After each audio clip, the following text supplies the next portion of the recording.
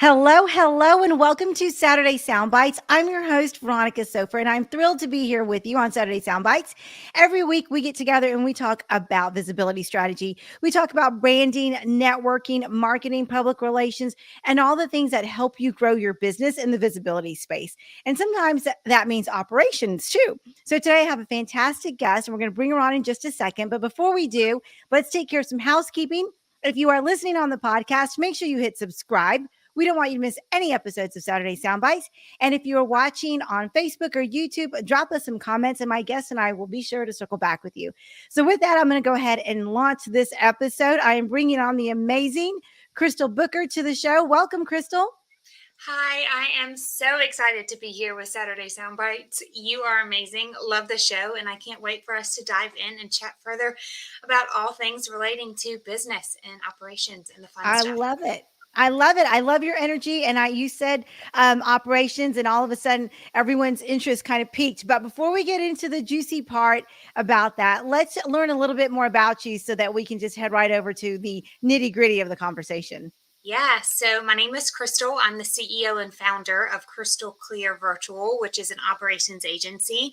I am a mompreneur. So maybe like some of your guests and audience members, I dove into this online business space with zero experience and zero things saying, yeah, you should go do the thing. I just did it because I became a mom and I wanted to be able to support business owners in this online business space and have some freedom and flexibility for my family. So I dove right in as a VA, became an head of operations kind of leader. That's where I unpacked my love of all things in business, which has led me here today to being the CEO and founder of an incredible operations agency and being able to help clients truly delegate to elevate in their business.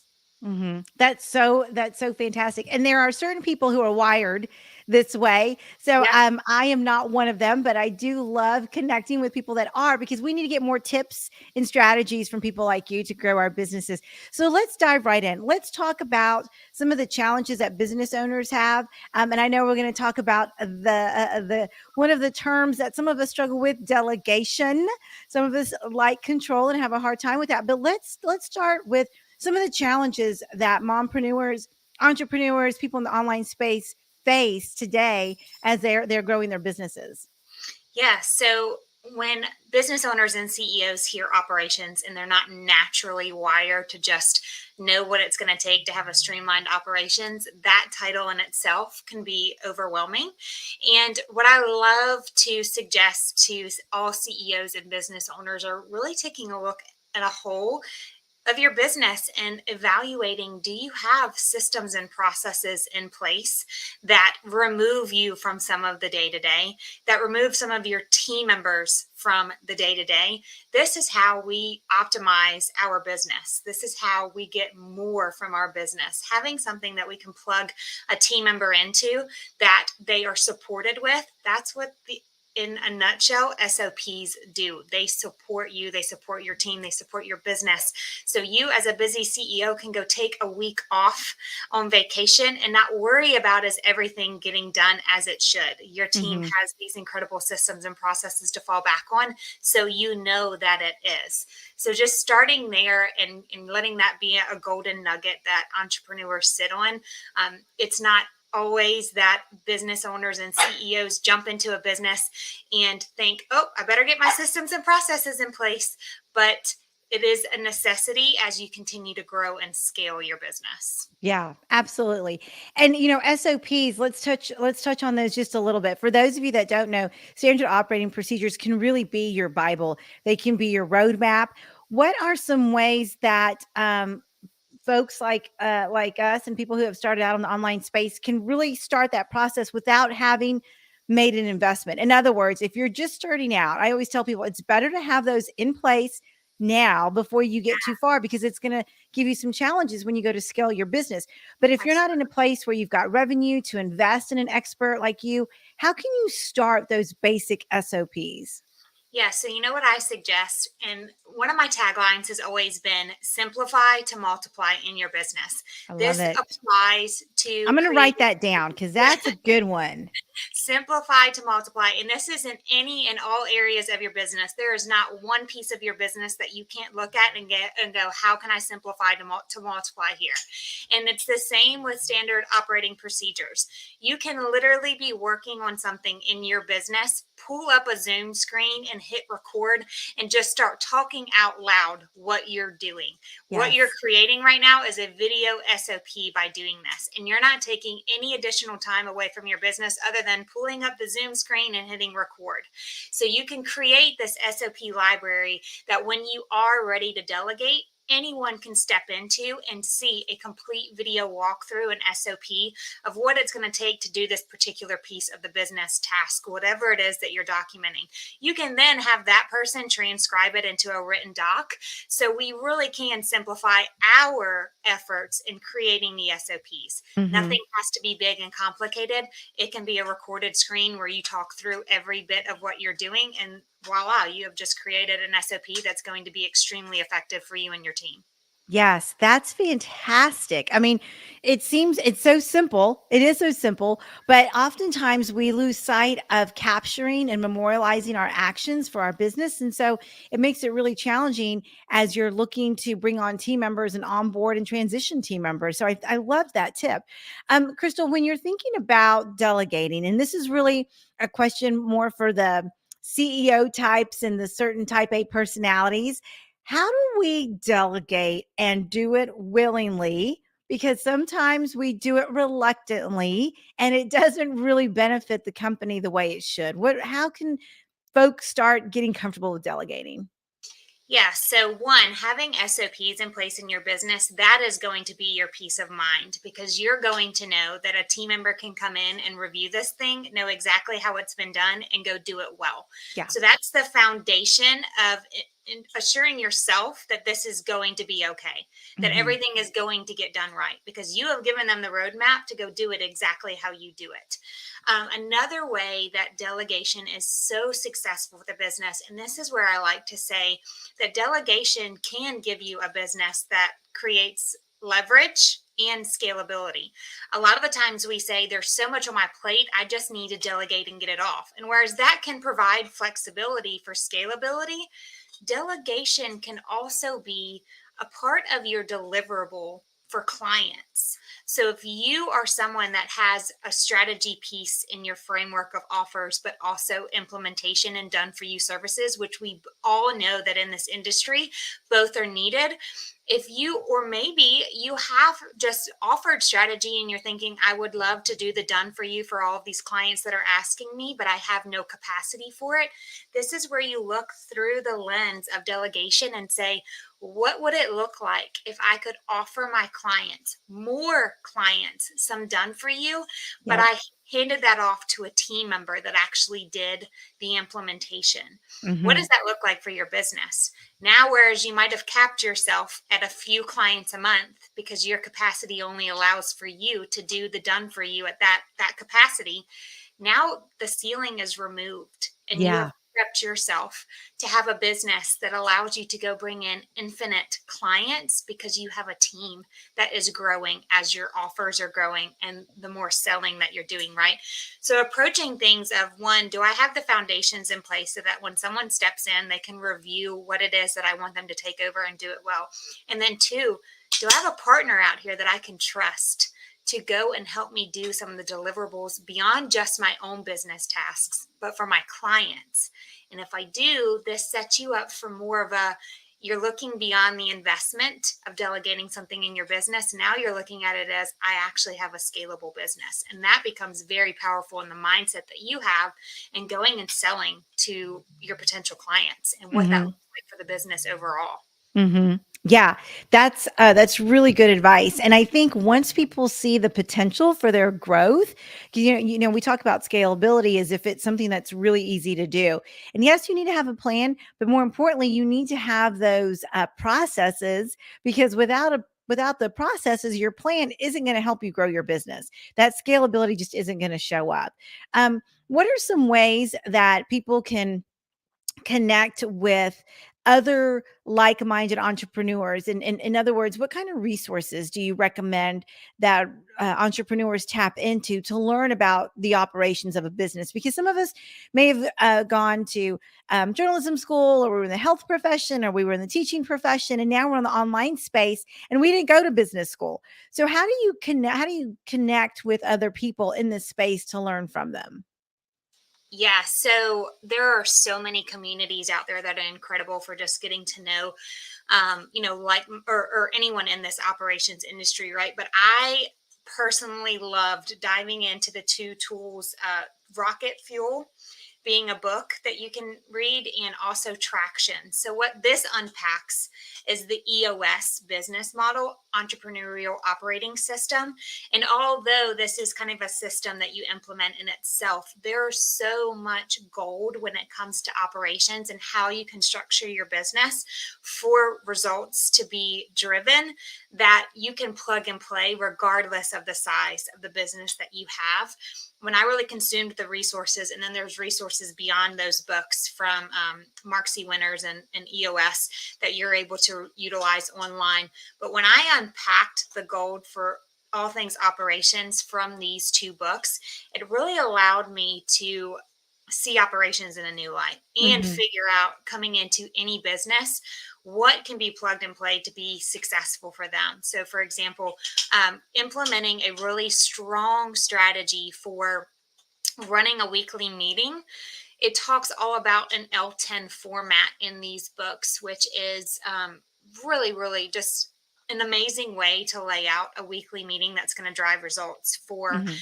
your clients and your team and all the things relating to the business. So there's so much that you can digest in this book to go implement that really is impactful for the business. Those are great. Those are great titles. I think if you guys didn't catch them, we're going to include them in the show notes, but we want to make sure that you have all the resources you need. Krystal, what is the one mistake that you see your clients coming to you with that could have been avoided? Yeah, so I think really when you're evaluating what it is that you want to hire, I think clients um, don't always have an understanding of the kind of person that they need to bring into the business. And so, getting a really clear understanding of what it is that you need to delegate and having the foundations in place so that someone can easily come in and get onboarded, or partnering with someone that allows you to have that support, right? So, things can be really streamlined for a new team member coming in. A lot of the time, CEOs, they need help like yesterday. So when Yeah. they're onboarding new team members, it can be very rushed, and there's not a lot of clarity around if this was the correct hire, right? Because everything's so rushed. They weren't really sure that this is actually the team member that's going to be the right fit for the seat. It's just as important to find the person as it is to identify, are they a core value fit? Do they get the role? Do they want the role? Do they have capacity for the role? Do they understand what is really involved and what the business needs right now, beyond just saying, yeah, I want to come in and receive a paycheck? You got to know that this person is truly the right fit. And so there are many different ways to prep the business in ensuring that you really are bringing in someone that's going to support the business long term. But first and foremost, it starts with, is the business owner or the team really sure and understanding what it is that's going to benefit the business the most? Hmm. Beyond just saying, I have admin tasks I need to throw off, Right. really unpacking what long term solution does this business need? What are the root of the issues that we're having that's causing us to look to hire? And what kind of skill set is needed to solve that issue long term with the next right hire that we're bringing into the business? That overall really sets the team, the CEO, and the new person coming in up for success. Hmm. Yeah, absolutely. And you said a couple of key words that I want people to tune in on, and that is just really having the foundation and the structure. And so, in my mind, I automatically equate that to contracts and service agreements. What are some tips for people who are looking to onboard team members on how to find the right service agreement or contract or resource to outline the scope of work that's going to be done operationally? Yeah, so beyond just the services agreement and, invoicing signed up, one, it's going to start with, do we have our SOPs in place? And do we also have things set up securely so that bringing someone else in, we can give them access to what they need securely?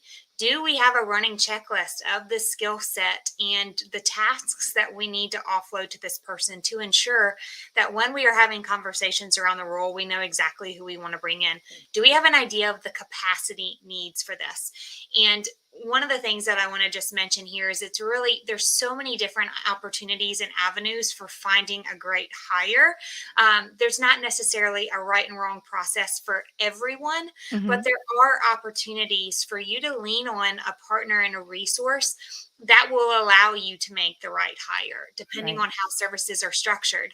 So it really is, there's different avenues for it, but what you can do within your business is getting everyone on the same page, getting a really clear understanding of what the GWC looks like for this role, that get it, want it, have capacity for it. Those foundations and all the things, the NDAs that you want to have in place are great. And then being able to have someone step in and receive your SOPs, get access to things, it just makes everything really streamlined. In our operations agency, we have spent a lot of time unpacking the pain points of business owners, and that the onboarding is a pain point when it comes to hiring. So we've done a lot to streamline this process, and that starts with every single person that comes into our business is getting vetted and trained, and we are making sure in real time that they actually can do what they say that they can do before they're ever matched with a client. So there's some different avenues for making sure that you want to have clarity around who you want in the business, but then also, again, going back to we simplify to multiply, there's avenues for going and finding the right hire that doesn't make you or your team in the weeds for weeks as you're searching for the right candidates too. No, that's great advice. It's really great advice.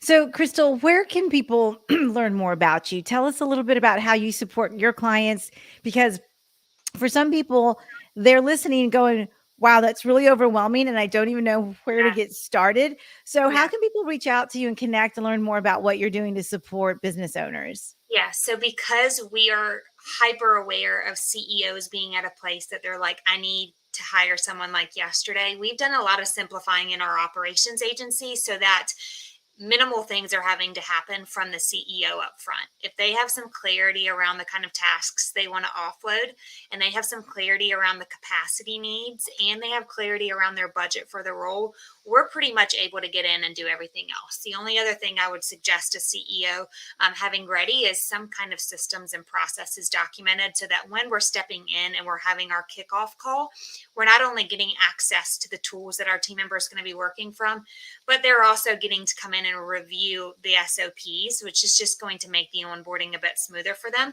But everything else we have crafted, again, we are doing the interviewing, the hiring, the vetting of all of our candidates that are already within our team before ever having conversations with clients and being ready to place someone with clients. So what this means, we have done the heavy lifting for clients when it comes to getting an application process started, getting interviews happening, doing the vetting and the training and all of this stuff, just to even be sure that they have a great team member. We've done that already. So by the time we're having a conversation with a CEO or an OBM, someone that's helping the CEO hire, we have done all the things to make sure who we're about to put in front of the business is going to be the best fit. We're considering personalities, all the stuff that check off the get it, want it, and have capacity box for the business owner. Another thing that we have done is it's a pretty common headache that once a new team member is onboarded, now the CEO or business owner is like, yeah, but that's just one more person for me to have to manage and train. We have taken that and we do those things behind the scenes ongoing. So we are Wow. training, holding accountable the team member. We are managing them. We are supporting them. So a lot of times team members do need some mentorship and support and some leadership, but the CEOs and business owners are too busy to devote to the business team because they've got so much going on as is. So we table that as well. We make sure that they have everything that they need so the team member is able to show up and drive results for the business owner ongoing. And beyond that, we also ensure that if anything were to ever happen to the particular team member and they're no longer just able to support the business, we also shoulder getting that right replacement into the business. So Nice. all of these traditional headaches that come with trying to go hire and train someone and all the fears that CEOs typically have, we've managed to hear those and bring a solution that allows our clients to really just delegate to elevate in their business. I'm on all the places. So KrystalClearVirtual.com is where you're going to see my website. I'm on almost all the social media platforms in that same Krystal Clear Virtual. And I'm happy to first and foremost connect with anyone that just needs some operations clarity and even Mhm. determine if hiring right now is the right fit, because sometimes there's solutions like looking at the tool stack that you have and determining if automations can be implemented to offload some of the things that are taking up a lot of your time. If you can streamline and simplify to multiply, why not? And then if your business needs delegation beyond that, we're able to support you there too. Yeah, that's fantastic, Krystal. I love all of the offerings that you have. I think so many people are going to get just really great advice and guidance from you if they reach out. So, folks, if you have any questions about operations, how to scale your business, how to delegate, how to implement SOPs, Krystal Booker is who you need to reach out to, and her information will definitely be on the show notes. Krystal, it was such a joy to have you on Saturday Soundbites. It was so amazing being here. Thank you all. Veronica, you are incredible, and I am so excited to connect with your amazing audience. Ah, thank you so much. All right.